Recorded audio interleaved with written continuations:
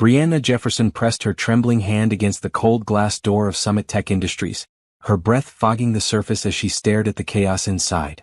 It was 2:47 a.m., and the entire top floor blazed with light. Through the transparent walls of the main conference room, she could see at least 30 people crowded around a projection screen that dominated the far wall. Lines of code scrolled across it in angry red text, each failed attempt adding to the growing sense of doom that filled the space. She should have gone home hours ago. Her cleaning shift ended at midnight, but something kept her rooted to this spot on the sidewalk, watching through the windows as the most brilliant minds in technology struggled with a problem she had already solved in her head. The CEO stood at the center of it all. Tyler Harrison. 35 years old, worth billions, and currently running his hands through his dark hair in a gesture of pure frustration. He wore a blue dress shirt with the sleeves rolled up, his tie abandoned somewhere in the room behind him. Even from outside, Brianna could see the exhaustion etched into his face. He had been at this for 3 days straight. A woman in a red blazer was shouting now, pointing at the screen. Brianna couldn't hear the words, but she recognized the body language. Another expert admitting defeat. Another consultant adding their name to the list of 5,000 people who had tried and failed to crack this code. 5,000 experts. The number made Brianna feel dizzy. Mathematicians from MIT. Programmers from Silicon Valley. Code breakers who had worked for government agencies. Consultants who charged $10,000 an hour just to look at a problem. All of them had examined the algorithm that would complete Summit Tech's revolutionary software, and all of them had walked away shaking their heads. The contract deadline was 3 p.m. today. In less than 12 hours, Summit Tech would lose a $500 million deal with the Department of Defense. More than that, they would lose their reputation. Tyler had promised his software could revolutionize data security. He had staked everything on this project. And now it was dying because of one small section of code that refused to cooperate. Brianna shifted her weight, the handle of her mop bucket cutting into her palm. She wore the standard green janitorial uniform, her name badge reading B. Jefferson, in plain black letters. Her natural hair was pulled back in a simple bun. She carried no briefcase, no laptop, no credentials that would convince anyone she belonged in that room. But she knew the answer. She had seen it 2 hours ago when she was emptying the trash cans. The code had been up on the screen then too, and Tyler had been explaining the problem to a new batch of consultants. Brianna had been bent over a wastebasket, invisible as always, listening to every word. And in that moment, the pattern had revealed itself to her as clearly as if someone had drawn it in the air. The solution was simple. So simple that everyone had looked past it, searching for complexity that didn't exist. The algorithm was trying to do too much at once. It needed to be broken into 2 separate functions that could talk to each other. One to handle encryption, one to handle authentication. The authentication needed to happen first, then pass its results to the encryption with a 3-second delay to prevent collision. That was it. That was the answer everyone had missed. Brianna had stood there with her hand frozen on the trash bag, understanding flowing through her like electricity. She wanted to speak up, to tell them, but the words stuck in her throat. Who was she to interrupt? She was the janitor. She cleaned their offices and emptied their coffee cups and made sure their bathrooms had soap. Nobody asked janitors for their opinions on quantum encryption algorithms. So she had finished her shift in silence, riding the elevator down to the basement where she stored her cleaning supplies. She had clocked out, walked to the parking lot, sat in her old car for 20 minutes trying to convince herself to drive home. But her conscience wouldn't let her leave. Now here she stood, watching through the window as time ran out. Watching as Tyler dismissed another group of experts with a polite handshake and a tired smile that didn't reach his eyes. Watching as his dream crumbled because she was too afraid to speak up. A man in a dark suit brushed past her on the sidewalk, nearly knocking her over. He didn't apologize. He didn't even see her. Just another invisible worker in the city that never stopped moving. Brianna straightened up, gripping her mop bucket tighter. Inside the conference room, Tyler was alone now except for 2 of his senior engineers. They stood on either side of him, all 3 men staring at the screen like it might suddenly reveal its secrets. Tyler's shoulders sagged. One of the engineers put a hand on his shoulder and said something. Tyler nodded slowly, then shook his head. The body language was clear. They were giving up. Brianna felt her heart clench. This company had given her a job when she desperately needed one. The pay was fair. The benefits were decent. Tyler himself had a reputation for treating every employee with respect, from the executives to the cleaning staff. She had heard stories about him giving bonuses to custodial workers during the holidays, about him learning people's names and asking about their families. and she was standing outside with the solution to his biggest problem, too scared to knock on the door. The question gnawed at her. What would you do if you had the answer that could save someone's dream but nobody would believe you? Would you stay silent to protect yourself, or would you risk everything for the chance to help? If you believe in the power of kindness and taking chances on people, subscribe and let me know in the comments what you would do in Brianna's situation. Your support helps me share more stories about hope and love winning against all odds. Brianna made her decision. She set down her mop bucket carefully on the sidewalk, right next to a parking meter. Her hands were shaking as she reached for the door handle. The glass was still cold under her fingers, but this time she pulled it open. The rush of air-conditioned air hit her face as she stepped into the marble lobby. The security guard at the desk looked up, surprised. "Brianna? Thought you went home already." "Forgot something upstairs," she said, her voice barely steady. "Won't be long." He waved her through without question. She had been working here for 3 months. She was familiar, trusted, invisible in all the ways that mattered until now. The elevator ride to the 15th floor felt like it took a year. Brianna watched the numbers light up one by one, each floor bringing her closer to a moment that would either change everything or confirm that she should have stayed invisible. Her reflection stared back at her from the polished metal doors. She looked scared. She looked tired. She looked like someone who had cleaned offices for 10 years and dreamed of being something more. The doors opened with a soft chime. The conference room was straight ahead, its glass walls offering no privacy. Tyler was pacing now, one hand pressed to his forehead. The engineers had pulled up chairs and were typing on laptops, probably documenting the failure for the company records. Brianna's shoes squeaked slightly on the polished floor as she walked toward them. The sound made Tyler look up. His eyes met hers through the glass, confusion crossing his face. She could see him trying to place her, recognize her as someone who belonged in this building at 3 a.m. She reached the door. Her hand closed around the handle. This was it. The moment of truth. Either she walked through this door and spoke up, or she turned around and went home and spent the rest of her life wondering what might have been. Brianna pushed open the door and stepped inside. 3 faces turned toward her. 3 sets of eyes, looking at the janitor who had just interrupted their crisis. "I'm sorry," Brianna said, forcing the words past her fear. "But I think I can help." 3 months earlier, Brianna had stood in the HR office of Summit Tech Industries, trying not to let her desperation show. The woman across the desk, a friendly supervisor named Patricia, was reviewing her application for the overnight janitorial position. "You have experience with office cleaning?" Patricia said, not really a question. 5 different companies over the past 10 years. "Yes, ma'am." Brianna kept her hands folded in her lap, maintaining the calm exterior she had perfected over years of job interviews. Inside, she was calculating how many days she had left before her rent was due. 17. She had 17 days to get a paycheck or she would be evicted. Patricia looked up, her expression kind. "I see you attended community college for 2 years. Computer science major?" "Yes, ma'am." "I had to stop when..." Brianna paused, choosing her words carefully. "When my financial situation changed." The truth was more complicated than that. Brianna had been 18 years old and halfway through her 2nd year of community college when her parents died in a car accident on Interstate 95. One moment she was a student with dreams of becoming a software engineer. The next moment she was an orphan with no family, no money, and funeral costs she couldn't pay. She had tried to keep going to classes while working full-time at a diner, but the math didn't work. Sleep deprivation made her miss assignments. Work shifts made her miss exams. Eventually, she had to choose between keeping a roof over her head and finishing her education. The choice wasn't really a choice at all. That was 10 years ago. Now she was 28, still cleaning offices, still dreaming about the life she could have had. "Well," Patricia said, closing the folder, "we can definitely use someone with your experience. The overnight shift is 8 p.m. to midnight, Monday through Friday. $15 an hour to start, health insurance after 90 days, and we pay weekly. Does that work for you?" Relief flooded through Brianna so intensely she almost cried. Instead, she smiled and said, "Yes, ma'am. That works perfectly. Thank you so much for this opportunity. You start Monday. I'll pair you with one of our experienced custodians for the first week, just to show you the building layout and our procedures." Brianna left the HR office feeling like she could breathe again. 17 days had just become a non-issue. She had a job with good pay and benefits.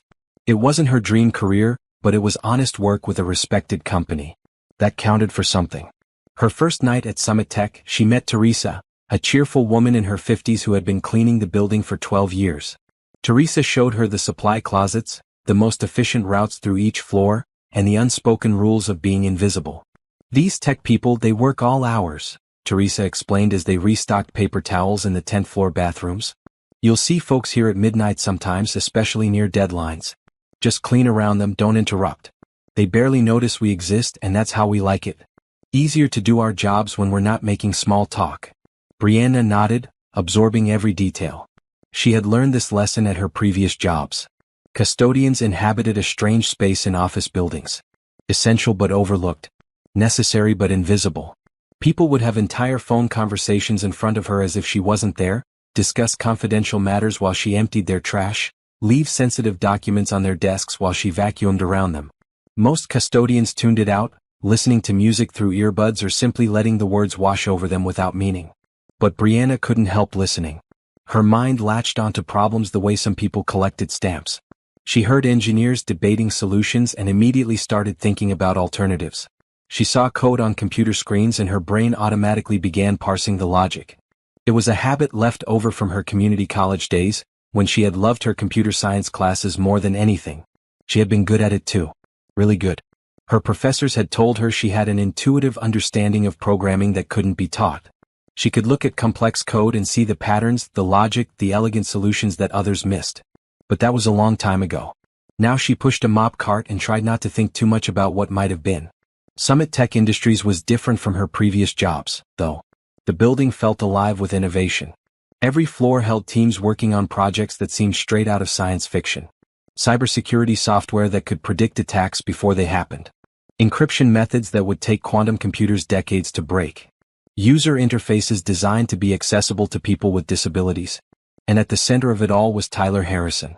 Brianna first saw him on her third night, working late in his office on the 15th floor. She had been vacuuming in the hallway outside when she noticed him through the glass wall. He was younger than she expected for a billionaire CEO, maybe mid-30s, with dark hair that looked like he had been running his hands through it. He wore jeans and a blue sweater, sitting cross-legged on his desk with a laptop balanced on his knees. Classical music played softly from a speaker on his shelf. What struck her was how normal he seemed. No expensive suit. No power poses or aggressive phone calls. He was just a guy working on his computer, occasionally pausing to stare at the ceiling as if the answers to his problems might be written there. Teresa had told her about Tyler during training. He built this company from nothing. Started in a garage 10 years ago with 2 friends and an idea. Now they employ 3,000 people and work with the government. But he's not like those other rich guys. He remembers people's names. Last Christmas, he gave every custodial worker a $500 bonus and a handwritten thank you card. He's good people. Over the following weeks, Brianna developed a routine. She started on the ground floor and worked her way up, saving the 15th floor for last because it was usually empty by the time she got there. But Tyler was often still working, his office light glowing like a beacon. She never spoke to him. He never seemed to notice her. But she noticed him. She noticed the way he treated his employees with respect, the way he held doors open for people, the way he always said thank you to the security guards. She noticed that he kept photos on his desk of elderly people who she guessed might be foster parents, and that his bookshelf held more books on ethics and philosophy than business management. And she noticed the project that was consuming all his attention. It started about 6 weeks into her employment. The 15th floor suddenly got busier. More meetings. More consultants. More people staring at whiteboards covered in equations that made Brianna's heart race with recognition. They were building something big, something that had to do with quantum encryption and neural networks and authentication protocols. She wasn't trying to eavesdrop, but the glass walls made privacy impossible, and her cleaning duties required her to be in those spaces. She heard Tyler explaining his vision to investors. A software system that would revolutionize how the government protected sensitive data. Something that combined artificial intelligence with unhackable encryption. Something that had never been done before. The project had a deadline. A contract worth $500 million, contingent on delivering working software by October 15th. If they succeeded, Summit Tech would become one of the most important cybersecurity companies in the world. If they failed, Tyler would lose everything he had built. Brianna found herself rooting for them. She would clean the conference rooms after late-night meetings and see the progress on their whiteboards. She recognized the challenges they were facing. The quantum encryption part was solid. The AI integration was brilliant. But there was one section of code that kept causing problems. The authentication protocol wasn't communicating properly with the encryption algorithm.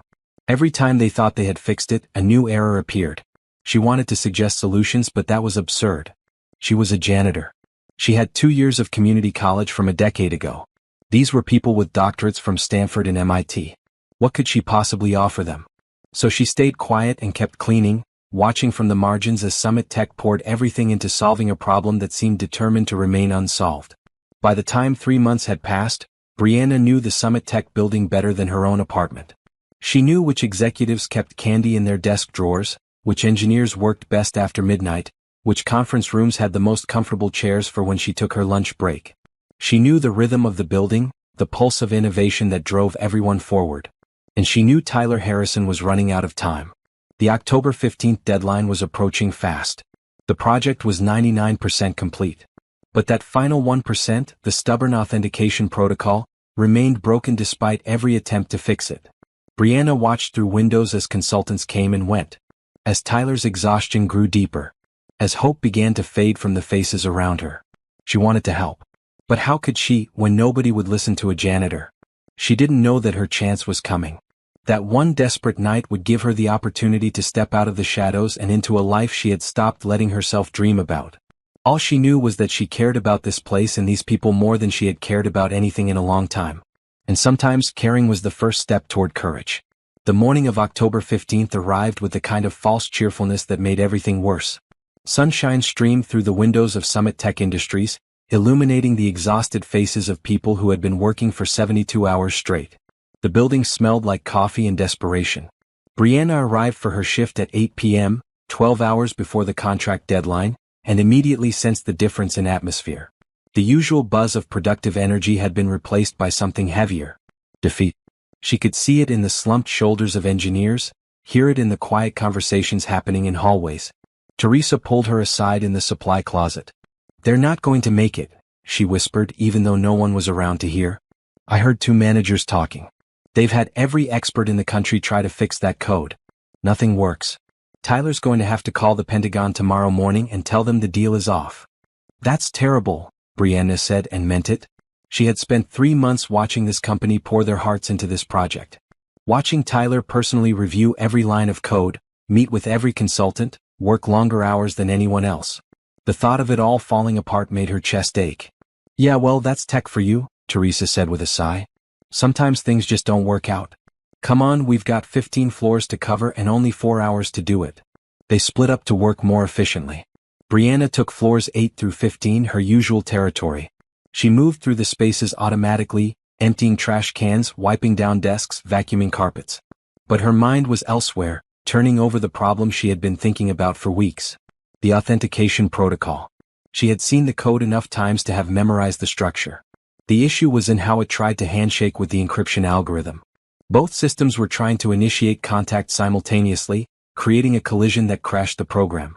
Every solution the consultants had tried focused on making the handshake faster or more efficient. But they were approaching it wrong. You couldn't make the collision faster. You had to eliminate the collision entirely. The authentication needed to complete its process first, then pass the results to encryption with a small time buffer. 3 seconds would be enough. A simple delay loop. That was the answer. Brianna finished floor 14 and headed up to 15. The executive level. Tyler's floor. As the elevator doors opened, she was surprised to see so many people still there. The main conference room was packed. Through the glass walls, she could see at least 30 people crowded around the projection screen where the troublesome code was displayed in large red letters. She recognized some faces. Tyler, of course, standing at the front of the room in a wrinkled blue shirt. His senior engineers clustered near the whiteboard. But there were also people she had never seen before. Expensive-looking consultants in business suits. People with laptops covered in stickers from tech companies and universities. The final wave of experts, brought in for one last desperate attempt. Brianna wheeled her cleaning cart quietly down the hallway, trying not to disturb them. She could hear raised voices even through the glass. "The encryption algorithm is fine," a man in a red tie was saying. "I've checked it 3 times. The problem is definitely in the authentication side." "No, you're wrong." A woman in a maroon blazer pointed at the screen. "The authentication code is textbook perfect. The issue is how they're being linked together." "That's what I said 2 hours ago," Another consultant interjected. But nobody wanted to listen. Tyler held up both hands. Everyone please. Fighting about it doesn't help. We have less than 12 hours. I need solutions, not arguments about whose diagnosis is correct. The room fell silent. Brianna paused in her cleaning, watching through the window. Tyler looked terrible. His eyes were bloodshot. His hair was messy. He had the appearance of a man who had given everything he had and still come up short. I appreciate all of you coming here tonight, Tyler continued, his voice hoarse. You're the best in your fields. If anyone can solve this, it's the people in this room. So please let's try again. Fresh eyes. Fresh perspective. We're so close. Brianna moved to the next office, but she kept glancing back at the conference room. She watched as the consultants bent over their laptops, running tests and simulations. She watched as Tyler paced back and forth, checking his phone every few minutes. She watched as hope flickered and died on face after face. By 10 p.m., half the consultants had left. By 11 p.m., only a handful remained. By midnight, when Brianna's shift officially ended, the conference room held just Tyler and two of his senior engineers. The three men stood in silence, staring at the screen like they could will it to reveal its secrets. Brianna clocked out in the basement as usual. She returned her cleaning supplies to the storage room, hung up her green uniform jacket, grabbed her purse. She should go home. Get some sleep. This wasn't her problem to solve. But instead of heading to the parking lot, she found herself walking back toward the elevator. Riding up to the 15th floor. Standing in the hallway, watching through the glass as Tyler ran both hands through his hair in a gesture of complete frustration. One of the engineers said something. Tyler shook his head. The other engineer put a hand on Tyler's shoulder. The body language told the story. They were giving up. Out of time, out of ideas, out of options. Brianna's heart pounded. She looked down at her hands. They were the hands of someone who cleaned offices. Hands that pushed mops and emptied trash cans and scrubbed toilets. Not the hands of someone who solved problems for billionaire CEOs. But they were also the hands of someone who understood code. Who saw patterns. Who knew the answer to the question that had stumped 5,000 experts. The number haunted her. 5,000 people had tried to solve this problem. Computer scientists with decades of experience. Consultants who charged more per hour than she made in a month. Government cryptographers who had security clearances she couldn't imagine. All of them had failed. What made her think she could succeed where 5,000 others had not? The answer came to her simply, because she had already succeeded. She had solved it weeks ago, sitting in a conference room with a trash bag in her hand while Tyler explained the problem to a consultant. The solution had appeared in her mind complete and clear, like a photograph developing in a darkroom. She hadn't done anything special. She had just listened and understood. Maybe that was the problem. Maybe all those experts had been looking for complex solutions because they couldn't imagine the answer would be simple. Maybe 5,000 brilliant people had been overthinking it while the truth sat right there, obvious and elegant. Or maybe she was wrong. Maybe she was a janitor with delusions of competence, about to embarrass herself in front of people who actually knew what they were doing. Brianna closed her eyes, took a deep breath, opened them again. Through the glass, Tyler was gathering papers, preparing to leave. The engineers had already shut down their laptops. In a few minutes they would walk out of that conference room and go home. Tomorrow they would make the phone call that ended everything they had worked for. Unless someone stopped them. Unless someone had the courage to speak up. Brianna's feet carried her forward before her brain could talk her out of it. She walked down the hallway, her shoes squeaking slightly on the polished floor. The sound made Tyler look up. Their eyes met through the glass. His expression registered confusion, then recognition. She was the janitor. The woman who cleaned his office, who he had probably passed 100 times without really seeing. What was she doing here at 12:30 a.m., staring at him through the window? Brianna reached for the door handle. Her hand was shaking. She could still turn around. She could still retreat to safety and invisibility. Nobody would blame her. Nobody would even know she had been here. But she would know. She would spend the rest of her life knowing she had the answer and stayed silent. That knowledge would eat at her forever. The door handle turned under her palm. The door swung open.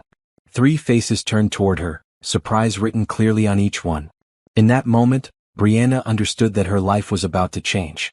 Either because she was right and would prove it, or because she was wrong and would learn a hard lesson about staying in her lane. There was no going back now. The only way forward was through the truth.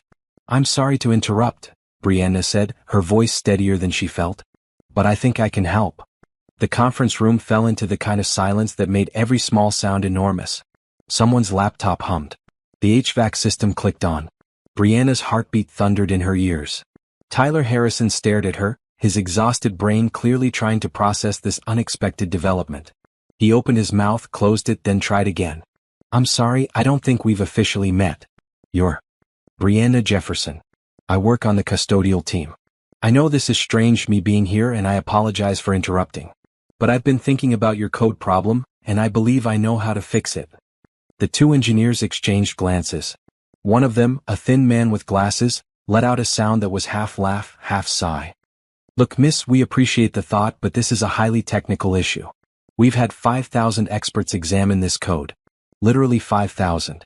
Mathematicians, cryptographers, AI specialists. People with multiple doctorates.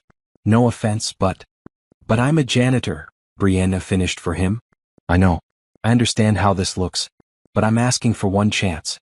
1 minute at that keyboard. If I'm wrong, you've lost nothing except 60 seconds. But if I'm right..." She let the sentence hang in the air. Tyler was watching her intently now, his eyes sharp despite the exhaustion. "What makes you think you can solve this?" His tone wasn't mocking. It was genuinely curious. Brianna took a breath, forcing herself to meet his gaze. "I studied computer science at community college. I only completed 2 years, but I was good at it. Really good. And I've been cleaning this building for 3 months. I've heard your meetings, seen your whiteboards, watched this problem evolve. I know the code isn't broken. The encryption algorithm is perfect. The authentication protocol is perfect. They're just trying to communicate at the same time, creating a collision. You need the authentication to finish first, then pass its results to encryption with a 3-second delay buffer. That's the solution everyone's been missing." The silence that followed felt heavier than before. The engineer with glasses looked at Tyler. We considered something similar back in July, but we thought the delay would create security vulnerabilities." "It won't if you use a proper handshake token," Brianna said quietly. "The 3-second delay isn't empty. It's verification time. The authentication generates a token, waits 3 seconds while the system verifies that token is legitimate, then passes it to encryption. Any attempt to intercept during those 3 seconds would invalidate the token. It actually makes the system more secure, not less." Tyler's eyebrows rose. He looked at his engineers, then back at Brianna. That's actually a really elegant solution." He walked closer to her, studying her face like he was seeing her for the first time. "Where did you study computer science?" "Community College of Philadelphia. I had to stop after 2 years when my parents died. Financial reasons. But you kept learning." "I never stopped loving it," Brianna admitted. "Even when I couldn't afford to continue my education." Tyler was quiet for a long moment. Then he made a decision. "Okay. Show me. If you're right, I want to see exactly how you'd implement this solution." The engineer with glasses started to protest. "Tyler, we have procedures. We can't just let unauthorized personnel access." "John." Tyler's voice was firm but not unkind. "We're out of time and out of options. Every so-called authorized expert has failed. I built this company on the principle that good ideas can come from anywhere. That means anywhere. Now please step aside and let her try." John hesitated, then moved away from the computer terminal. Brianna walked toward it, her legs somehow still functioning despite feeling like water. The keyboard glowed under the fluorescent lights. The code filled the screen in intimidating rows of text and symbols. She had cleaned around computers like this 100 times. She had never imagined actually using one in a situation like this. "You said you can do this in 1 second?" the other engineer asked. His name tag read Philip, and he sounded more interested than skeptical. "The core fix, yes. Adding the delay buffer is a single line of code in the right place. I'd need more time to test it properly, but the implementation itself is fast." "Then show us," Tyler said. He stood next to her now, close enough that she could smell his cologne, faint under the scent of coffee and exhaustion. "Please." Brianna sat down at the keyboard. Her hands hovered over the keys, trembling slightly. This was it. The moment that would prove she was either right or delusional. She scanned the code on the screen, finding her place. The authentication protocol was on the left side. The encryption algorithm on the right. The error logs at the bottom showed collision after collision. She could see the exact problem. Both systems were initializing at the same moment, reaching for each other simultaneously. Like two people trying to go through a door at the same time, they kept crashing into each other. The fix required one line. One single line of code inserted in exactly the right spot. Brianna placed her fingers on the keyboard. She found the correct position in the authentication protocol, right after the verification function. Then she typed, sleep 3000 / delay buffer for handshake token. One line. 1 second to type it. She hit enter and sat back. Nothing happened for a moment. Then the screen flickered. The code recompiled automatically. The error logs at the bottom of the screen cleared. New text began to appear. Authentication protocol, running token generation, complete verification buffer, active handshake, successful encryption algorithm, initialized integration status, complete.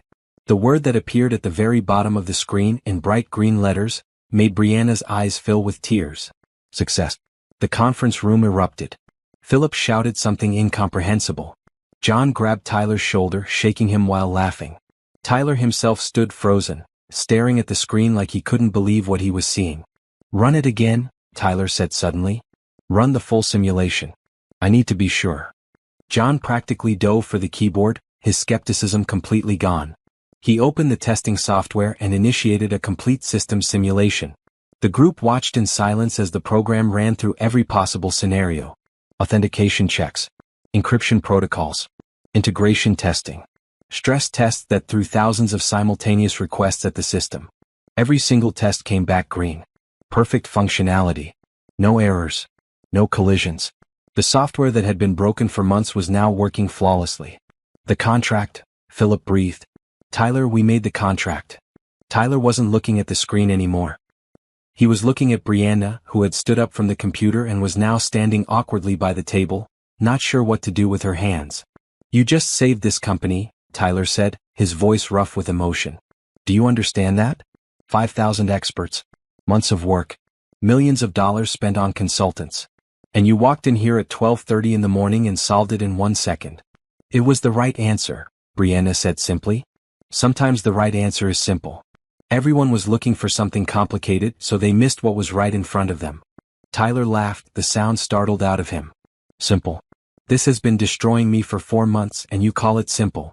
He ran his hands through his hair again, but this time the gesture was relief instead of frustration. What's your full name? Brianna Jefferson. Brianna Jefferson. He repeated it like he was memorizing it. How long have you been working here? 3 months in custodial. And before that? Different custodial jobs. I've been cleaning offices for 10 years. Tyler shook his head slowly. No, that's wrong. That's completely wrong. Someone with your brain shouldn't be cleaning offices. You should be building things, creating things, solving problems exactly like you just did. He turned to his engineers. John, Philip, can you two handle the contract submission tomorrow morning? I need the rest of tonight free. Of course, John said. He was looking at Brianna with newfound respect. We owe you everything, Ms. Jefferson. Thank you doesn't even begin to cover it. Thank you, Brianna said, overwhelmed, for giving me the chance. For listening. That chance just changed all our lives, Philip added. Including yours, I suspect. Tyler picked up his phone and made a call, even though it was past 1 a.m. Patricia? I'm sorry to wake you. I need you to come to the office tomorrow morning. 9 a.m. I'm hiring someone new, and we need to process everything immediately. Position, benefits, salary, the works. Yes, tomorrow. This can't wait. He hung up and turned to Brianna. I hope you don't have plans for the rest of tonight because we need to talk. And I mean really talk. About you, about this company, about what happens next. Is that okay? Brianna nodded, not trusting her voice. Tyler smiled for the first time since she'd met him. A real smile that transformed his exhausted face into something warm and genuine. Good, he said. Let's go to my office. We have a lot to discuss. Tyler's office was bigger than Brianna's entire apartment. Floor-to-ceiling windows overlooked the city, now dark except for scattered lights in other buildings where people worked through the night. His desk was organized chaos. Computer monitors, notebooks, a coffee mug with a math joke printed on it, and those framed photos she had noticed before. An older couple, smiling in what looked like someone's backyard.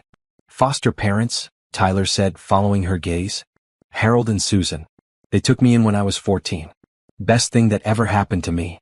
He gestured to one of the comfortable chairs facing his desk. Please sit. Brianna sat, feeling strange to be on this side of the office. Usually she was emptying Tyler's trash can and vacuuming around his desk. Now she was sitting across from him like an equal. The shift in perspective made her dizzy. Tyler collapsed into his own chair with a long exhale. I'm going to be honest with you, Brianna. I'm running on about 6 hours of sleep total from the last 3 days, and my brain isn't functioning at full capacity.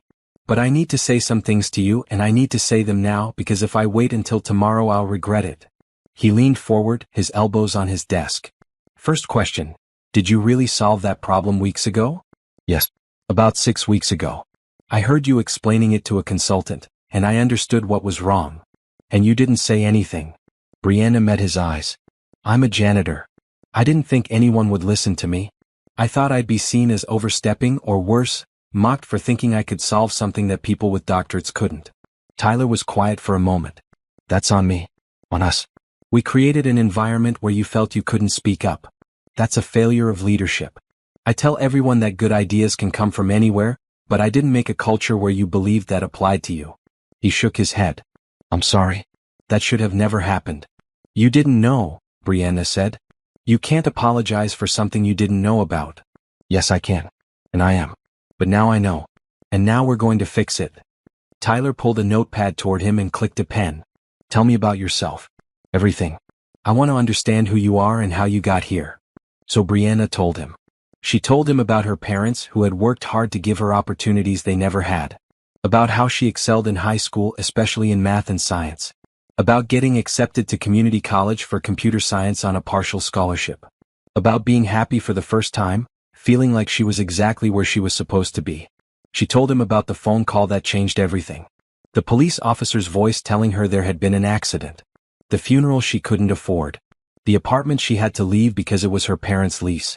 The sudden reality of being 18, alone, and broke. I tried to keep going to school, she said. I got a job at a diner, worked 40 hours a week, went to classes whenever I could. But I was so tired all the time. I missed too many assignments. Failed 2 classes. Realized I couldn't do both. So I left school and just worked. That must have been incredibly hard, Tyler said quietly. It was what I had to do. You make choices based on what you need to survive. Survival meant keeping a job and a place to live. School was something I couldn't afford anymore in any sense of the word. But you never stopped learning. Brianna smiled slightly. No. I got books from the library. Watched programming tutorials online when I could. I worked at different places over the years, always custodial because the hours were flexible and I didn't need a college degree. And I listened. People don't notice janitors, so they talk freely. I heard so many conversations about code and systems and problems. I couldn't help trying to solve them in my head. Tyler wrote something on his notepad. What would you do if money wasn't a factor? If you could go back to school, finish your degree, what would you want to do with it? I'd want to build things that help people, Brianna said without hesitation. Software that makes life easier for folks who aren't tech savvy. Systems that are accessible to people with disabilities. I've always thought technology should serve everyone, not just people who can afford expensive devices or who already understand complicated interfaces. That's exactly the kind of thinking we need here. Tyler set down his pen and looked at her directly. Brianna, I'm going to make you an offer. I want you to work for Summit Tech as a junior software analyst. Full-time position. $65,000 a year to start with full health benefits, dental, vision, and a 401k with company matching. That's the formal offer. Brianna's breath caught. $65,000. She currently made $31,000 a year cleaning offices. That offer was more than double her current salary. But that's not all, Tyler continued. I also want to pay for you to finish your computer science degree. Online night classes, however works best for you. Summit Tech will cover tuition, books, everything. And your work schedule will be flexible enough to accommodate your class schedule. No one should have to choose between education and survival the way you did. Tears began streaming down Brianna's face before she could stop them. She pressed her hands to her cheeks, embarrassed, but unable to hold back the emotion. 10 years. 10 years of cleaning offices and dreaming about a life that seemed impossible. And now this man, this person she had watched from the shadows for 3 months, was offering her everything she had stopped letting herself hope for. Why? She whispered. Why are you doing this? Because you earned it. Because you have a gift that shouldn't be wasted. Because I believe in giving people opportunities, especially people who've had to fight for everything they have. Tyler's voice was gentle. And honestly, because I see myself in you. I was a foster kid who grew up poor. The only reason I succeeded was because people took chances on me. Gave me opportunities one didn't have the resume for. I built this company on that principle. That potential matters more than credentials. Brianna wiped her eyes, trying to compose herself. I don't know what to say. Say yes. Accept the offer. Let me help you build the life you deserve. Yes. The word came out choked but clear. Yes, I accept. Thank you. Thank you so much. Tyler smiled, and Brianna realized it was the first time she had seen him look genuinely happy. Patricia from HR will process everything tomorrow morning. You'll need to come in at 9 to sign paperwork and get set up with your new workspace. Bring your custodial uniform to return it. You won't be needing it anymore. My workspace. Office. Computer. Everything you need. You're a software analyst now, Brianna. This is real. Brianna started crying again, and this time she didn't try to hide it. She cried for the girl who dropped out of school at 18. She cried for the 10 years of struggle and survival. She cried for her parents who would have been so proud of this moment. And she cried because sometimes kindness came from unexpected places, and sometimes hope wasn't foolish at all. Tyler stood and walked around his desk. For a moment, Brianna thought he might try to hug her, but instead he held out his hand for a proper handshake. She stood and took it, feeling the firmness of his grip, the sincerity in his eyes. Welcome to the team, he said. I have a feeling you're going to change everything around here. Are you inspired by stories where kindness creates opportunity?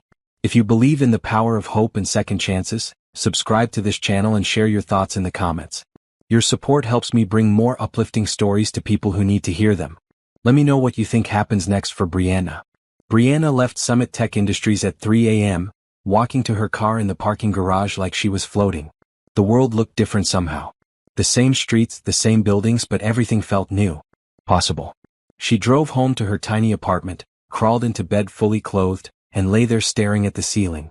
Sleep was impossible. Her mind kept replaying the conversation. The moment the code worked. Tyler's offer. The salary that would change her life. $65,000 a year. Full benefits. Tuition covered. A real career doing work she loved. Tomorrow morning she would walk into Summit Tech as an employee, not a janitor. She would have her own office. Her own computer. Her own projects. Tomorrow morning everything changed. Brianna closed her eyes and let herself feel something she hadn't felt in a decade. Genuine, unguarded hope. The kind of hope that believed good things could happen. That hard work mattered. That kindness existed in the world even when you stopped looking for it.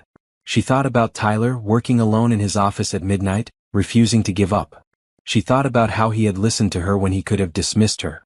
How he had given her a chance when 5,000 experts had failed. How he had looked at her and seen potential instead of a uniform. That kind of person was rare. That kind of person was worth working for, worth learning from, worth believing in. Brianna smiled in the darkness of her bedroom. Tomorrow her new life began. And for the first time in 10 years she couldn't wait to see what came next.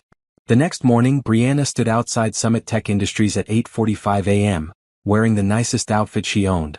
A maroon blouse and black slacks she had bought 3 years ago for a cousin's wedding. She carried a plastic bag containing her green custodial uniform and name badge. Her hands were shaking as she pushed through the glass doors. The building looked different in daylight. Brighter. More welcoming. The security guard at the desk, Thomas, looked up and did a double take. Brianna? You're here early. Shift doesn't start until 8 tonight. I'm not here for my shift. I'm here for... She paused, the words still feeling surreal. I'm starting a new position. Software analyst. Thomas's eyes widened. Wait, what? Really? Really? I'm meeting with HR at 9 to sign paperwork. Well, congratulations. Thomas grinned. Though I gotta say you were the best part of the custodial team. Always said thank you, always remembered my name. We'll miss seeing you on the night shift. Thank you, Thomas. That means a lot.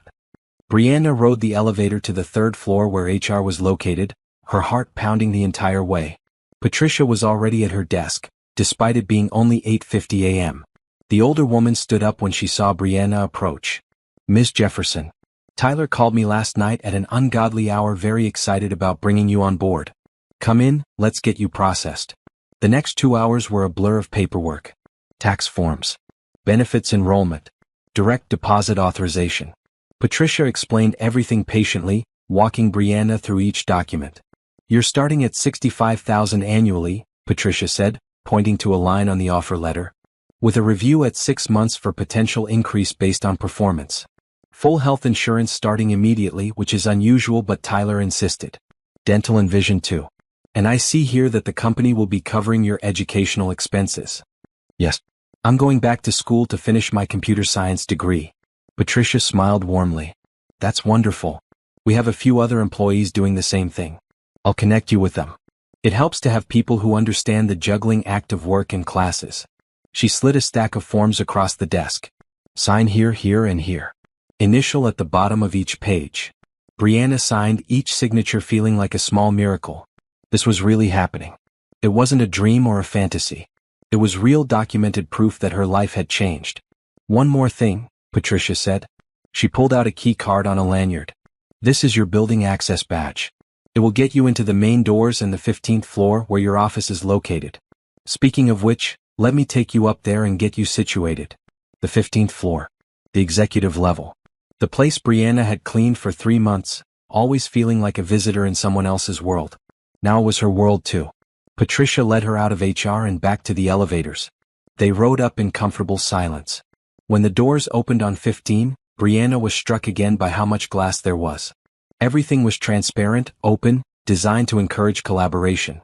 It felt both intimidating and exciting. Your office is right this way, Patricia said, leading her down a hallway Brianna had vacuumed many times. They stopped at a door with a placard that read, Software Development Team. Inside was a medium-sized office with a window, a desk, a comfortable chair, and 2 large computer monitors. This is yours, Patricia said. The IT team already set up your computer with all the software you'll need. Your login credentials are in this envelope. Tyler will be by around 11 to check on you and explain your first projects. Any questions? Brianna looked around the space, trying to absorb it all. The window showed a view of downtown. The desk was clean and organized. The monitors gleamed under LED lighting. It's perfect. Thank you. My pleasure. Welcome to Summit Tech, Brianna. We're glad to have you here. After Patricia left, Brianna stood in the center of her new office, slowly turning in a circle. This was hers. This space, this opportunity, this chance at a different life. She sat down in the chair, which was far more comfortable than any chair in her apartment. She touched the keyboard, the mouse, the edge of the desk. Real. All of it real. A knock on the door frame made her look up. A young woman stood there, probably mid-20s, with bright red glasses and a friendly smile. She wore a blue sweater and carried a coffee mug that said, I speak fluent sarcasm. Hi, I'm Beth. I work 2 offices down. I heard we got a new team member. She came in and extended her hand. Welcome aboard. Brianna. Thank you. They shook hands. This is all very new to me. First job in tech? First job that isn't custodial work. Beth's eyebrows rose, but her expression stayed friendly. Seriously? How did you end up here then? Brianna told an abbreviated version of last night's story. Beth listened with growing amazement, her coffee mug forgotten in her hand. Wait, you're the one who solved the authentication problem? Oh my gosh, that's been the talk of the whole building this morning. Everyone's trying to figure out who this mystery genius is that Tyler brought on board. Beth laughed. I can't wait to tell people it was you. They're going to lose their minds. Is that good or bad? Good. Definitely good. This company values talent no matter where it comes from. And you just saved us from total disaster. You're going to be a legend. Over the next few hours, more people stopped by to introduce themselves. Engineers who wanted to shake her hand. Project managers who welcomed her to the team. Even some people from the custodial staff, who had heard she had been promoted and wanted to congratulate her. Teresa came by around 10:30, her eyes shining with pride. Look at you. In an office with a window and everything. I knew you were smart, but I didn't know you were genius level. I'm not a genius, Brianna said. I just saw something everyone else missed. That's exactly what a genius would say. Teresa pulled her into a hug. I'm so proud of you, honey. You deserve this. At 11 a.m. sharp, Tyler knocked on her door frame. He looked completely different from last night. Clean shaven, wearing a crisp blue button-down and dark jeans, his hair neatly combed. He had clearly gone home and slept for a few hours. Morning, he said, smiling. How are you settling in? Good. A little overwhelmed, but good. That's normal. Starting a new job is always intense, especially when that job is in a completely different field than what you're used to. He came in and sat in the chair across from her desk. I wanted to check in and explain what your role will look like for the first few months. We're not going to throw you into the deep end immediately. You'll start by shadowing some of our senior developers, learning our systems and processes. Then we'll gradually give you more responsibility as you get comfortable. That sounds reasonable. We're also going to pair you with a mentor. Someone who can answer questions and help you navigate the company culture. I was thinking, Beth, if that works for you. She's brilliant, patient, and knows this place inside out. Beth already introduced herself. She seems great. Perfect. Tyler leaned back in his chair. I also wanted to talk about your education. Have you thought about when you want to start classes? I was thinking maybe next semester? Give myself time to adjust to the new job first. That's smart. But I want you to know we're flexible. If you want to start sooner, we'll make it work. If you need to adjust your hours for classes, we'll make it work. Your education is important, and I don't want you feeling like you have to choose between work and school ever again. Brianna felt her throat tighten with emotion. Thank you. That means everything to me. You earned it. All of it. Tyler stood up. I'll let you get settled. If you need anything, my office is right down the hall. And Brianna? I'm really glad you're here. After he left, Brianna sat at her desk and looked around her office again. The window with its view of the city. The dual monitors waiting for her to use them. The door she could close if she needed privacy. The nameplate that would soon read Brianna Jefferson, software analyst. She thought about how she had stood outside this building last night, afraid to walk through the door. How she had almost convinced herself to stay silent, to remain invisible. How one moment of courage had changed everything. Her phone buzzed with a text from a number she didn't recognize. Then she realized it was Tyler's number, which had been included in her new employee packet. Lunch with the development team at 12:30 in the main conference room. Come hungry and ready to meet everyone officially. Brianna smiled and typed back, I'll be there.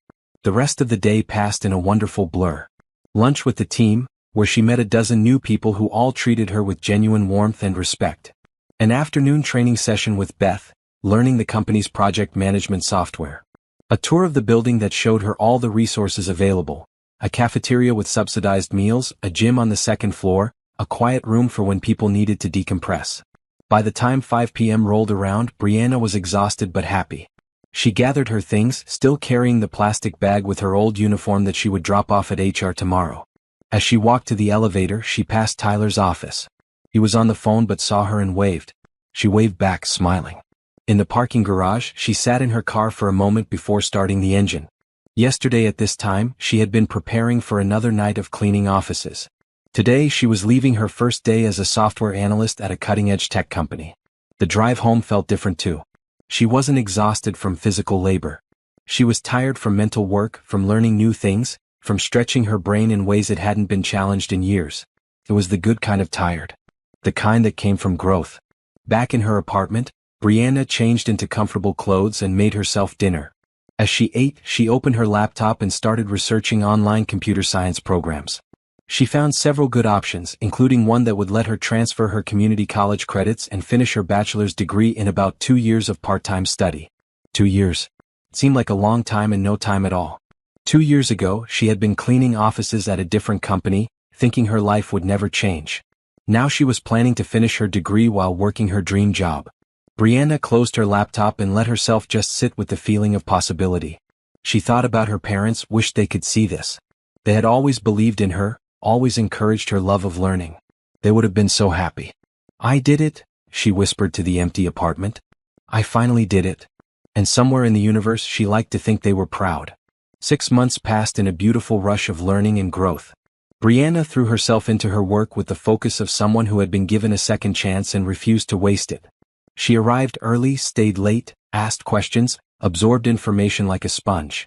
Within 3 months, she had moved from shadowing senior developers to working on her own projects.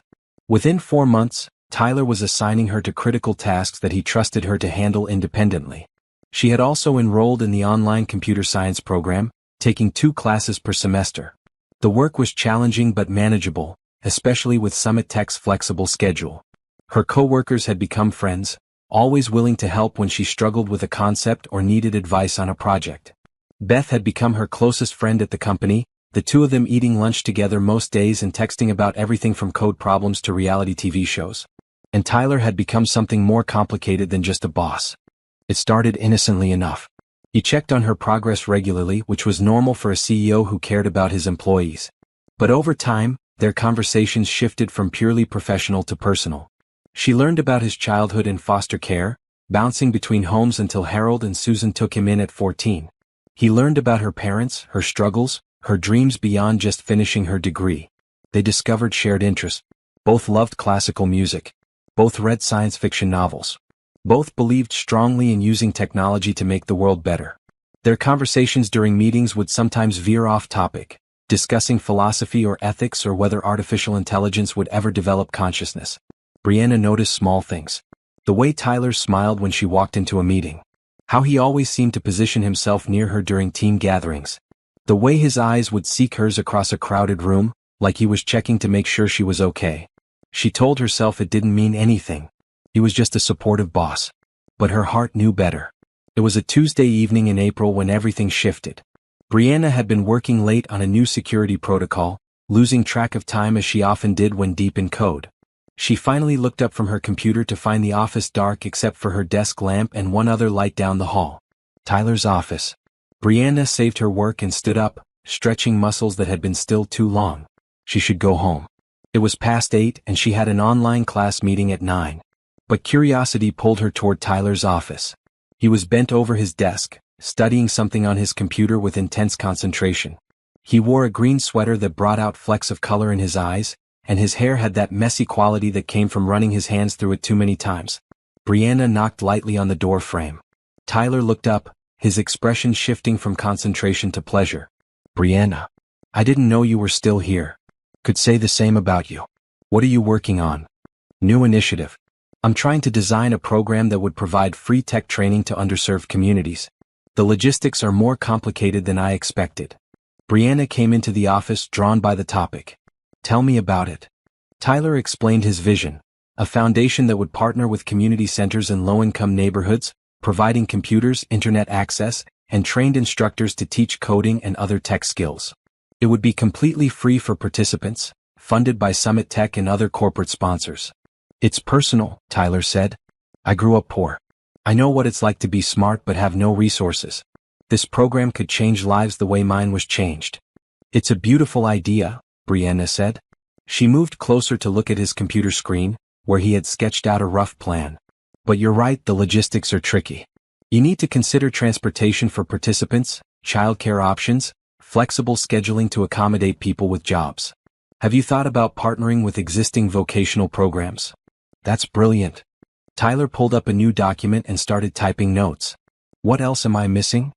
They spent the next hour brainstorming together, Brianna pulling up a chair next to Tyler's desk. She pointed out potential challenges and suggested solutions. He built on her ideas, adding details and refinements. Their conversation flowed easily, punctuated by laughter and moments of excited realization when a particularly good idea emerged. At one point, Brianna reached across to point at something on Tyler's computer screen. Her hand brushed his on the keyboard. The contact lasted maybe 2 seconds, but time seemed to slow down. Both of them froze. The air in the office felt suddenly charged with something neither of them could name. Tyler pulled his hand back slowly. Sorry. No, I'm sorry. I wasn't paying attention to where I was reaching. They sat in awkward silence for a moment. Then Tyler cleared his throat. It's late. You should probably head home. Yeah. Online class in 20 minutes. Brianna stood up, suddenly desperate to escape the strange tension that had filled the room. But this foundation idea is really good. You should pursue it. Maybe you could help me develop it further. I mean, if you're interested. You clearly have good insights. I'd like that. They said goodnight, professional and polite. But as Brianna walked to her car, her hand still tingled where it had touched his. She could still feel the electricity of that moment, brief as it was. During her online class, she found it hard to concentrate. Her professor was explaining something about network architecture, but Brianna's mind kept returning to Tyler's office. The way he had looked at her. The warmth in his smile. The connection that seemed to exist between them, unspoken but increasingly obvious. She had a crush on her boss. That was unprofessional and probably a bad idea. Tyler was a billionaire CEO. She was an employee who used to clean his office. The power dynamic was all wrong. She needed to push these feelings aside and focus on her career. But telling herself that didn't make her heart stop racing when she thought about him. The next few weeks were strange. Brianna found herself hyper-aware of Tyler's presence. When he walked into a meeting, her whole body seemed to notice. When he spoke, she caught herself watching his face, the expressions that crossed it. When their eyes met across a conference table, she felt heat rise in her cheeks. She thought she was being subtle, but Beth noticed.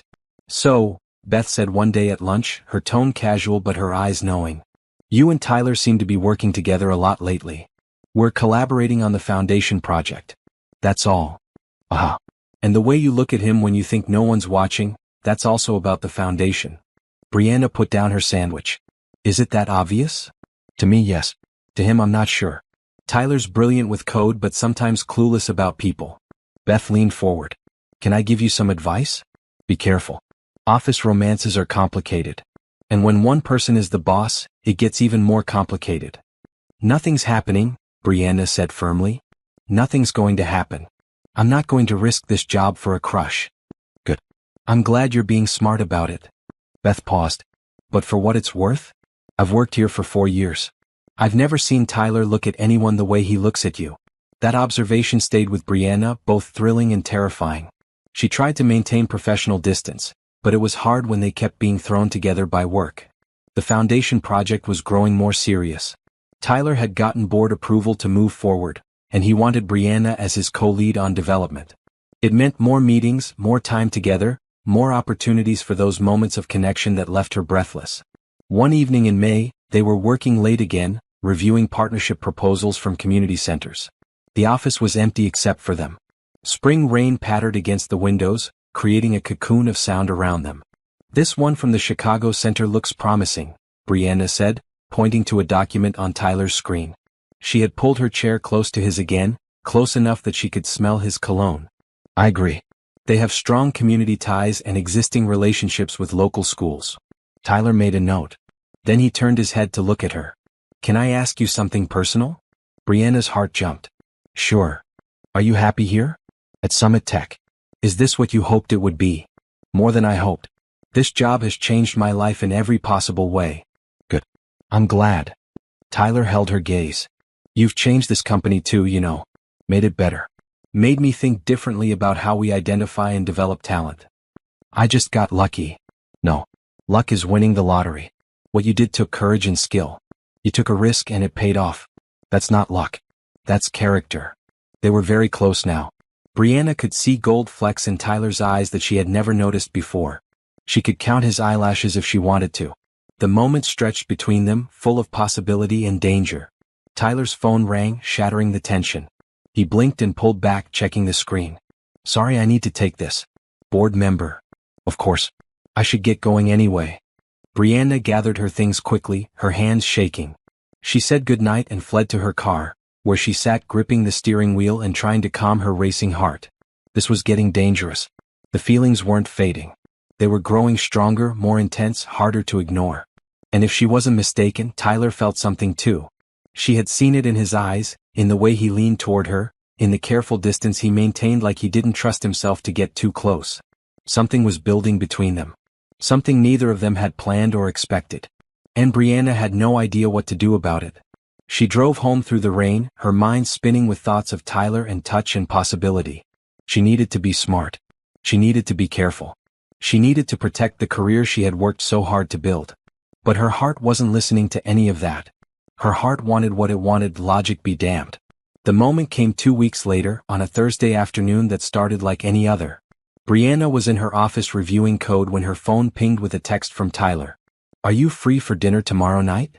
I'd like to talk to you about something. Not work-related. Personal." Brianna stared at the message for a full minute, her heart hammering. This was different from their usual late-night work sessions.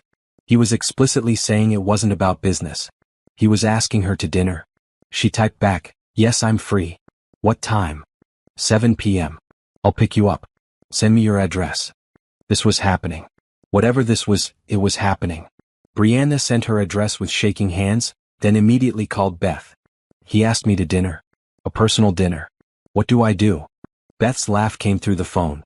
"You go to dinner. You listen to what he has to say. And you're honest about your feelings. What if I'm reading this wrong? What if it's not what I think? Then you'll have a nice dinner with your boss." "But Bri, I don't think you're reading it wrong." Brianna spent Friday in a state of nervous energy. She could barely focus on work. Every time she passed Tyler in the hallway, her stomach flipped. He looked nervous too, she noticed. He kept checking his watch and running his hand through his hair. At 5, Brianna left work early, citing a doctor's appointment. She went home and spent 2 hours getting ready, trying on every outfit she owned before settling on a simple green dress that brought out the warmth in her dark skin. She did her makeup carefully, spent extra time on her hair, checked her reflection a dozen times. At exactly 7 p.m., her doorbell rang. Brianna took a deep breath, smoothed down her dress and opened the door. Tyler stood there in dark jeans and a blue button-down, holding a small bouquet of flowers. Not roses, she noticed. Something more thoughtful, a mix of wildflowers and bright colors. "Hi," he said, looking slightly stunned. "You look beautiful." "Thank you. These are lovely." She took the flowers, her hands brushing his. Even that small contact sent electricity through her. "I wasn't sure what kind you liked, so I asked the florist for something cheerful." "They're perfect. Come in for a second while I put these in water." Tyler stepped into her small apartment, looking around with genuine interest. It was humble compared to what he was probably used to. 1 bedroom, tiny kitchen, furniture from second-hand stores. But Brianna had made it cozy with throw pillows and plants and string lights. "I like your place," Tyler said. "It feels like you." "It's not much, but it's home." Brianna filled a vase with water and arranged the flowers. "Where are we going for dinner?" "A quiet Italian place downtown. Best pasta in the city, and they have private booths." "I thought we might want privacy for this conversation." The seriousness in his voice made Brianna's nerves spike higher. She grabbed her purse and they headed out to his car. The drive downtown was filled with nervous small talk about work and the weather. Tyler seemed as anxious as she felt. The restaurant was elegant but not pretentious, with dim lighting and soft music.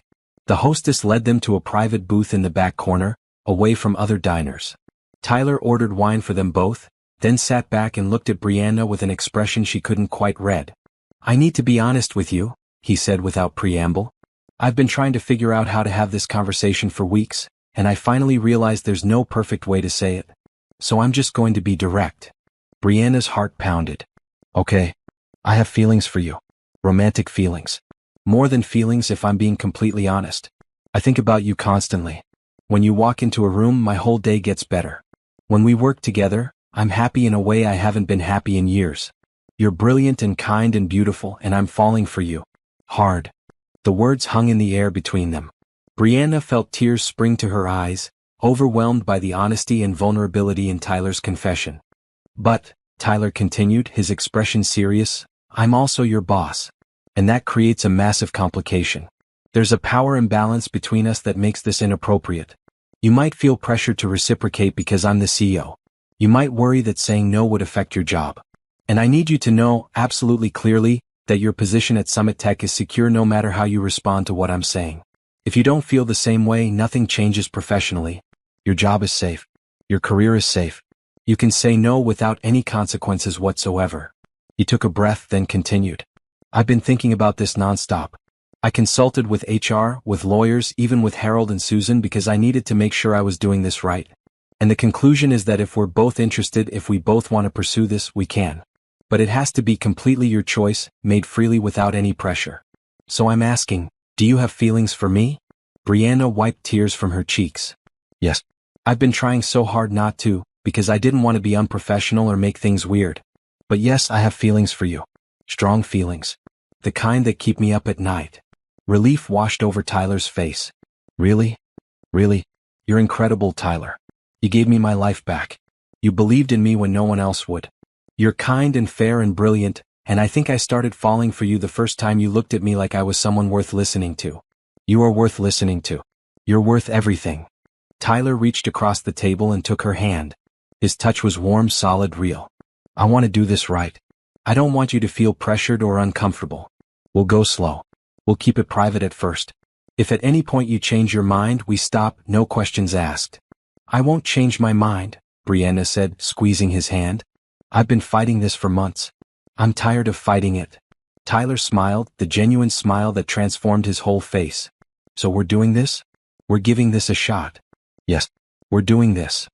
Their food arrived, but neither of them seemed very interested in eating. They talked instead, hands still linked across the table. Tyler told her about his past relationships, none of which had worked out because he always put work first. Brianna told him about how she had stopped dating years ago, too focused on survival to make space for romance. "I never let myself hope for something like this," Brianna admitted. "I thought love was something other people got to have. People with normal lives and stable careers. You have a stable career now. A brilliant career. And you deserve love just as much as anyone else." Tyler lifted her hand and kissed her knuckles gently. "I'm going to do my best to prove that to you." They stayed at the restaurant until closing, talking about everything and nothing.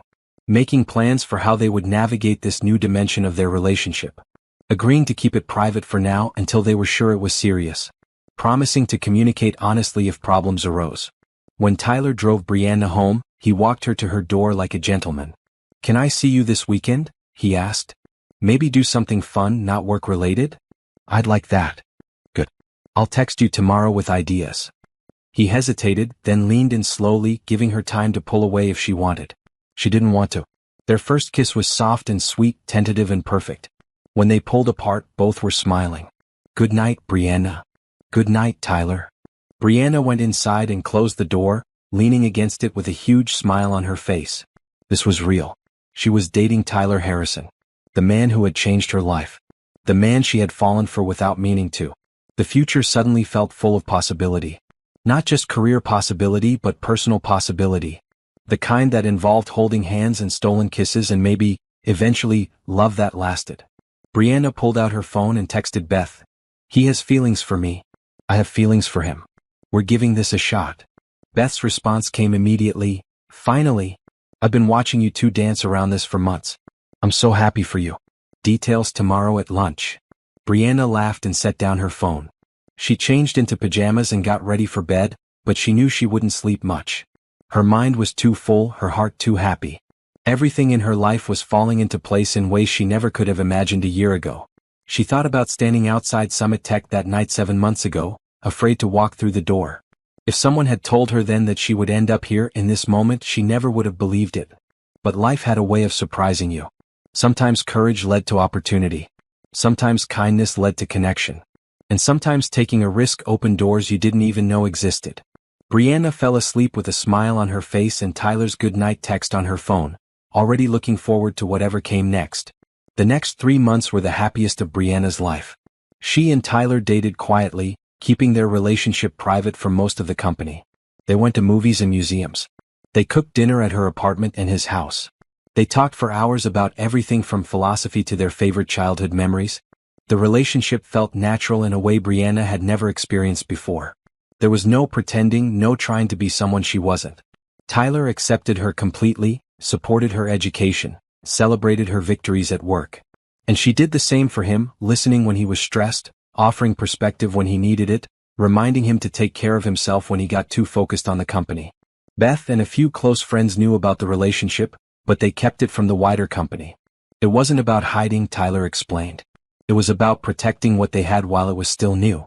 Letting it grow strong before exposing it to outside opinions and judgment. Work continued to go well. Brianna completed 2 more semesters of online classes, bringing her closer to finishing her degree.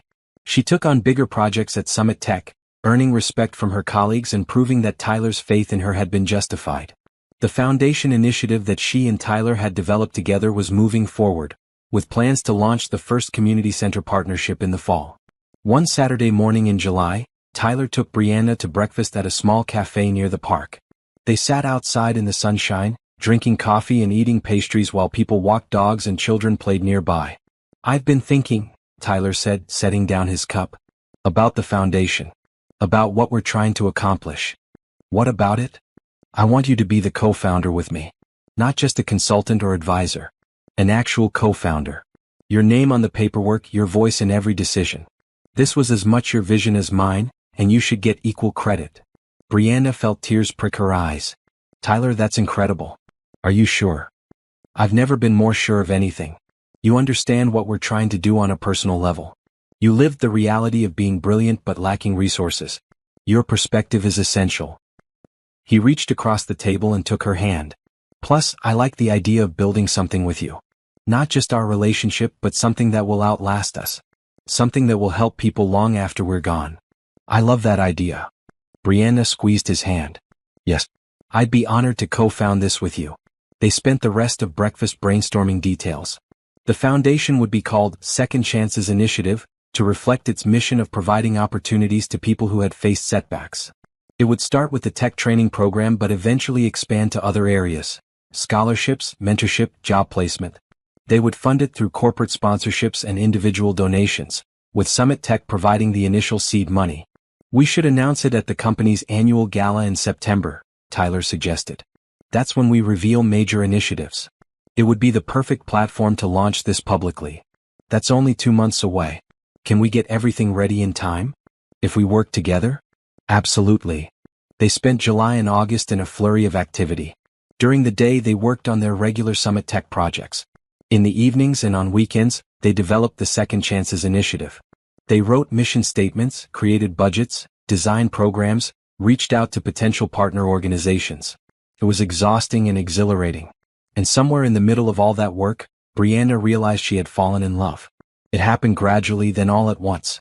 She noticed it one evening when Tyler was at her apartment, sprawled on her couch with his laptop, working on grant applications while she studied for a final exam. He had reading glasses perched on his nose, which she found ridiculously attractive. He was humming softly to the music playing from her speaker. Every so often he would look up and smile at her just because. That's when it hit her. This was love. Real, deep, lasting love. Not infatuation or gratitude or attraction, though it included all those things. This was the kind of love where you wanted to build a life with someone. Where you could sit in comfortable silence and be completely happy. Where you looked at the future and couldn't imagine it without them in it. The realization was both wonderful and terrifying. She had never been in love before, not really. And loving Tyler felt significant in ways she couldn't fully articulate. He wasn't just her boyfriend. He was her mentor, her partner, her best friend. He had given her everything she had now. What if she lost him? What if this didn't work out? But fear couldn't diminish the joy. She was in love and it was amazing. Tyler seemed to be having similar realizations. He became more affectionate, more open about his feelings. One night in late August, lying together on his couch watching a movie, he turned to her and said, "I love you, Brianna. I know it's fast, but I can't keep it in anymore. I love you." "I love you too," she said, the words feeling both huge and simple. "I was just trying to figure out how to tell you." They kissed, slow and deep, the movie forgotten. When they finally pulled apart, Tyler was grinning. "We should probably tell people," he said. "The company, I mean. We've been together for 4 months now. This is serious. I don't want to hide it anymore." "I agree. Let's announce it at the gala when we announce the foundation. Kill 2 birds with 1 stone." "You sure?" "It's going to create gossip. People will have opinions. Let them. I'm proud to be with you. I'm not ashamed of this." Tyler pulled her close, kissing her forehead. "Have I mentioned lately that you're the best thing that ever happened to me?" "Once or twice. But I don't mind hearing it again." The weeks leading up to the gala were busy. Brianna finished her summer semester classes with straight A's. Tyler finalized the foundation paperwork, making both their names equal co-founders. They practiced their presentation together, making sure every detail was perfect. The night before the gala, Tyler took Brianna shopping for a dress. She protested that she could wear something she already owned, but he insisted. "This is a huge night for both of us," he said. "We're launching a foundation. We're going public with our relationship. You deserve to feel amazing." They went to an elegant boutique where a personal stylist helped Brianna find the perfect dress. A floor-length gown in deep blue that complemented her skin tone beautifully. It was more expensive than anything she had ever owned, but Tyler paid for it without hesitation. "You look like royalty," he said when she modeled it for him. "I feel ridiculous." "You look perfect." The night of the gala arrived. Brianna stood in front of her bathroom mirror, dressed in the blue gown with her hair styled and makeup done professionally. She barely recognized herself. She looked confident, successful, happy. Tyler picked her up at 6, wearing a sharp black suit that made him look even more handsome than usual. His eyes widened when he saw her. "I'm the luckiest man alive," he said simply.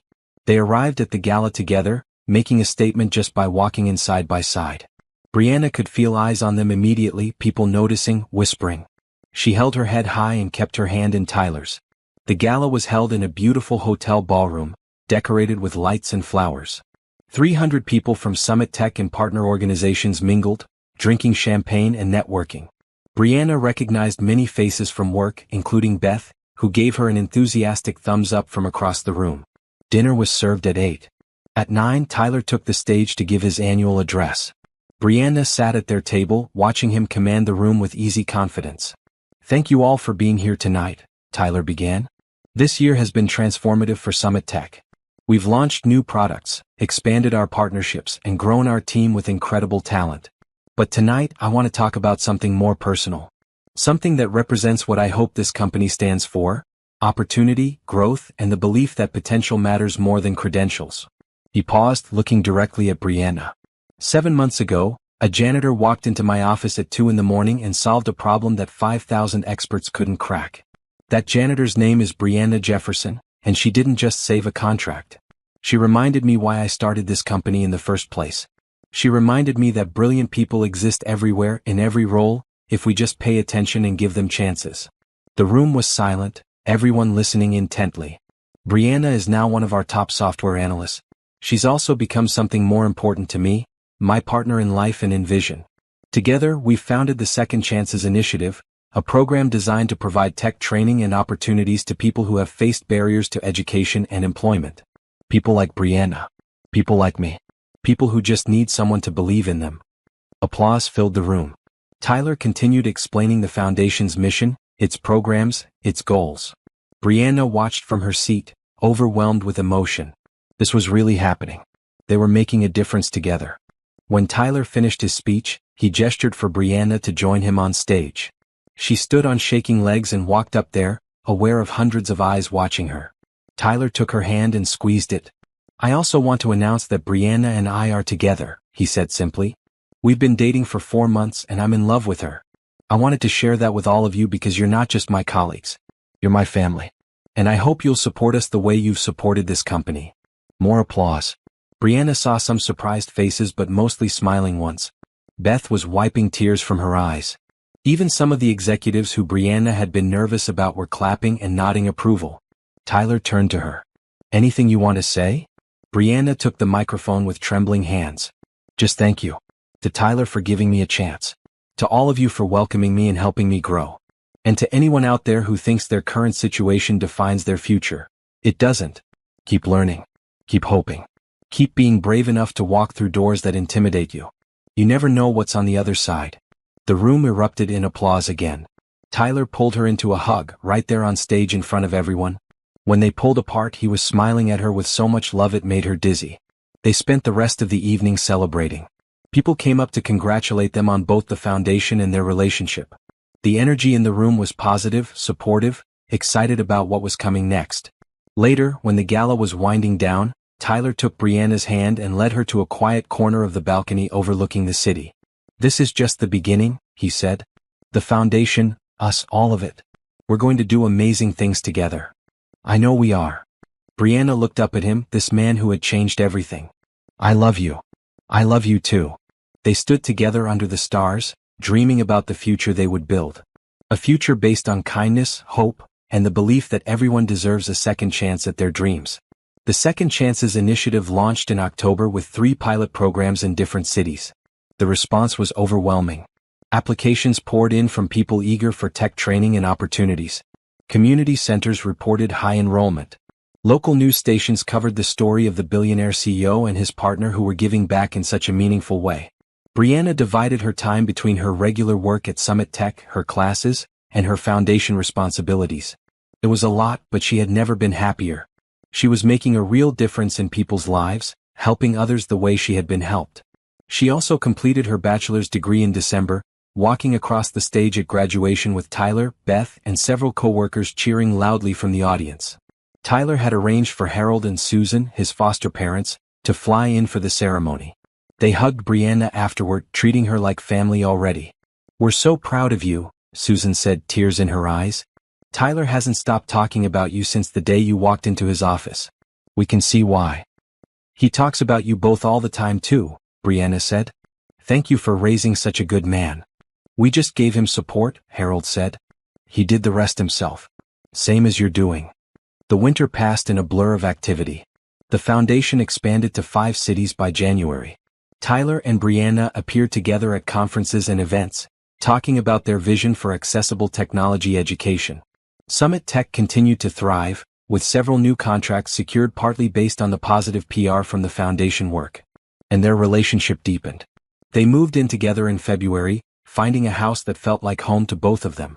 They adopted a rescue dog named Apollo. They created routines and traditions: Saturday morning farmers market visits, Sunday evening movie nights, cooking dinner together whenever they both got home at a reasonable hour. It was March when Tyler surprised her again. They were having a quiet dinner at home when he suddenly got nervous, fumbling with his fork and losing his train of thought mid-sentence. "What's wrong?" Brianna asked, concerned. "Nothing's wrong. Everything's right. That's the thing. Everything is so right with us and I." He stood up from the table and pulled a small box from his pocket. "I didn't plan this for tonight. I was going to wait, do something elaborate. But I can't wait anymore." Brianna's heart stopped. Tyler got down on one knee. "Brianna Jefferson, you walked into my life at my lowest moment and saved everything. Not just my company but my belief that good people exist in the world.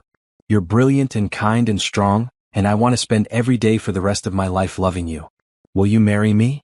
Tears streamed down Brianna's face. "Yes. Yes, absolutely yes." Tyler slipped the ring on her finger, a beautiful simple band with a single diamond, elegant and perfect. Then he stood and pulled her into his arms, kissing her while she cried happy tears. "I love you so much," he said against her hair. "Thank you for saying yes.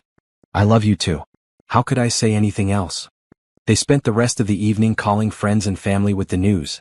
Beth screamed so loudly Tyler had to hold the phone away from his ear. Harold and Susan cried. The group chat with Brianna's Summit Tech friends exploded with congratulations and heart emojis. The next morning at work, word spread quickly. By lunch, half the company knew. People stopped by Brianna's office all day to congratulate her, genuinely happy for both of them. The relationship that had started in private had become a celebration that everyone wanted to be part of. They got married 6 months later in September, exactly 2 years after the night Brianna had walked into that conference room and changed both their lives. The wedding was held outdoors at a beautiful garden venue, with 300 guests including everyone from Summit Tech, foundation partners, and people whose lives had been changed by the Second Chances initiative. Brianna wore a white dress that made her feel like a princess. Tyler wore a black suit and cried when he saw her walking down the aisle. Harold officiated the ceremony, his voice shaking with emotion as he talked about how proud he was of both of them. "Tyler was a scared 14-year-old kid when we first met him," Harold said during his speech. "He didn't trust anyone. He thought the world was a cruel place. But love changed him. Susan's love. And now Brianna's love. They proved to him that kindness exists, that hope is real, that good things happen to people who open their hearts." Brianna looked at Tyler, standing next to her holding her hands. He was crying openly, not caring who saw. She was crying too. "I promise to love you forever," Tyler said when it was time for vows. "To support your dreams, celebrate your victories and stand by you through challenges. You made me believe in second chances. Now let me spend my life giving you everything you deserve." "I promise to love you with my whole heart," Brianna said, her voice steady despite her tears. "To build our future together, to always be honest and to never forget where we came from. You gave me my life back. Now I give you all of me forever." They exchanged rings, kissed to thunderous applause, and walked back down the aisle as husband and wife. The reception that followed was full of laughter, dancing, speeches that made everyone cry, and joy that radiated from every corner of the room. Beth gave a maid of honor speech that had everyone in tears. "I watched these two dance around their feelings for months. I watched Brianna try to convince herself she was just being professional. I watched Tyler try to hide how completely gone he was. And I'm so grateful they finally figured it out because they're perfect together. They make each other better. They inspire everyone around them. And they prove that love isn't about grand gestures. It's about showing up, being honest, and choosing each other every single day." The dancing went late into the night. Brianna and Tyler swayed together under string lights, surrounded by everyone they loved. At one point, Tyler pulled back to look at her. "Happy?" he asked. "Happier than I knew was possible." "Good. That's all I want. Your happiness. I want the same for you. You already gave it to me. 2 years ago when you walked through that door. You changed everything." "We changed everything," Brianna corrected. "Together." They kissed again, sealing the promise they had made. A promise to build a life based on love, kindness, and the belief that everyone deserves chances. A promise to never forget where they came from or the lessons they learned along the way. The night ended with sparklers and laughter. Tyler and Brianna drove away to their honeymoon with tin cans tied to their car bumper and "just married" written on the back window. Behind them, their friends and family celebrated, already looking forward to all the good things this couple would do together. 5 years later, the Second Chances initiative had expanded to 25 cities and helped over 10,000 people gain tech skills and employment. Brianna had become the foundation's executive director, working full-time on the program she and Tyler had created. Summit Tech continued to thrive, leading the industry in innovation and ethical practices. Tyler and Brianna had a daughter named Hope, who inherited her mother's brilliant mind and her father's kind heart. They raised her in a home filled with love and books and rescue dogs and the understanding that everyone deserves to be seen, heard, and given opportunities. Sometimes, on quiet evenings, Brianna would think back to that night 2 years before she met Tyler. The night she stood outside Summit Tech Industries, afraid to walk through the door. The night she almost let fear win. She thought about the choice she made. To be brave for just one moment. To speak up when everything told her to stay silent. To believe she had value even when her uniform said otherwise. That one choice had changed everything. Led to a career she loved. A man she adored. A foundation that helped others the way she had been helped. A life full of purpose and meaning and joy. And that was the lesson she hoped to teach her daughter and everyone who heard their story. Kindness creates opportunities. Hope opens doors. Love builds futures. And sometimes, the courage to take one step forward is all you need to change your entire life.